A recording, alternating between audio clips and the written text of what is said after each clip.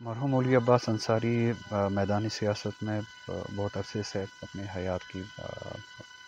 جوانی سے ہی مجھے جہاں تک میری علمیت کا تعلق ہے، معلومات کا تعلق ہے، جوانی کے وقت سے ہی سیاست میں سرگرم رہے تھے۔ ان کی سیاست میں جو انفرادیت جس کی میں نشاندہی کر سکتا ہوں اور جو قابل تعریف بھی ہے، قابل تحسین بھی ہے، جو بھی ان کا نظریہ رہا ہو اپنی سیاسی میدان میں، اپنے دور حیات میں، مگر قابل تحسین بات یہ ہے کہ اپنے نظریے پہ وہ قائم رہے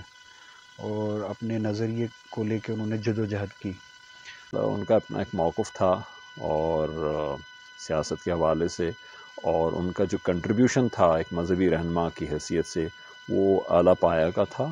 اور اس کو سب ان کو تسلیم کرتے ہیں۔ ان کے تینوں جو ہے ہم سرفیسز دیکھیں، سوشل، ریلیجس اینڈ پولیٹیکل، تینوں پہ ہمیشہ وہ جو ہے اس سوچ سے رہے کہ ہمیں ایک ساتھ مل کر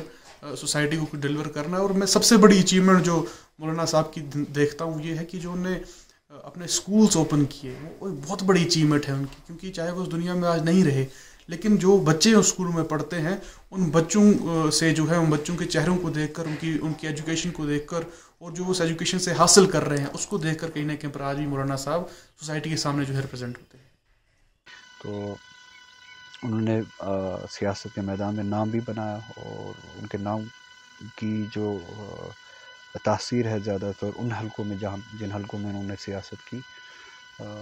وہ ان کے اسی نظریے پہ شدت کے ساتھ، کنوکشن کے ساتھ قائم رہنے پہ ہے، اور مختلف مراحل پہ انہوں نے جموں کشمیر ریاست کے تاریخی مقاموں مواقع پہ سیاسی جو ہے کردار نبھایا ہے۔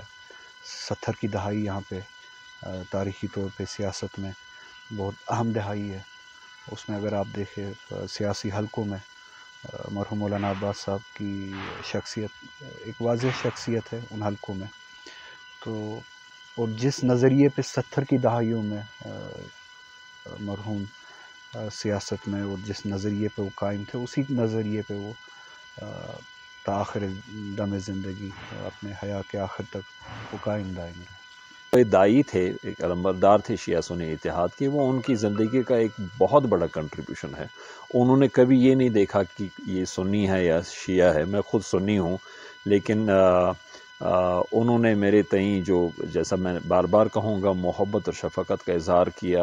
اس سے بھی ثابت ہوتا ہے کہ ان کے ذہن میں یہ کبھی نہیں تھا کہ یہ شیعہ ہے یا یہ سنی ہے۔ تو ہمیشہ انہوں نے ایک مسلمانوں کو ایک ملت کے طور پر دیکھا اور اسی طرح کا سلوک کیا ان کے ساتھ، اور ہمیشہ وہ یہ کہتے رہتے تھے کہ شیعہ اور سنی ایک ہیں، ہم سب مسلمان ہیں، اور ہمیں مسلمانوں کی طرح سوچنا چاہیے، کام کرنا چاہیے، آگے بڑھنا چاہیے۔